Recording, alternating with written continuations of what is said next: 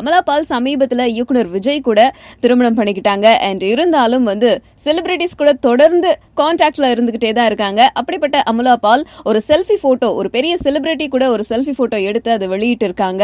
அதனால அவங்களுக்கு வந்த மகிழ்ச்சி சுனாமியை விட பெருசு அப்படிங்கிற மாதிரி சொல்லியிருக்காங்க. யார் கூட அவங்க செல்ஃபி எடுத்திருக்காங்கன்னா, சமீபத்துல பாம்பேல ஒரு ஃபெஸ்டிவல்ல கலந்துக்கிறதுக்காக போயிருக்காங்க. அங்க பாலிவுட் நடிகர், முன்னணி நாயகர்கள்ல ஒருத்தவரான ரித்திக் ரோஷன் வந்திருக்காரு.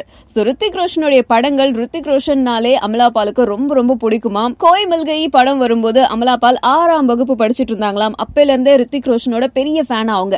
சோ ரித்திக் ரோஷன் கூட நடிக்கதான் வாய்ப்பு கிடைக்கல, இருந்தாலும் ஒரு செல்ஃபி எடுத்துக்கலாம் அப்படின்னு சொல்லிட்டு ஒரு செல்ஃபி எடுத்து அதை தன்னுடைய வலைதளத்துல வெளியிட்டு அவங்களுடைய மகிழ்ச்சியை பயங்கரமா பகிர்ந்திருக்காங்க. முதல்ல கோசிப் நிக்கும்போது அவங்க என்னை பத்தி இப்படி சொல்லிட்டு இருக்காங்க, நான் எதுவும் பண்ணல அந்த மாதிரி இருந்துச்சு.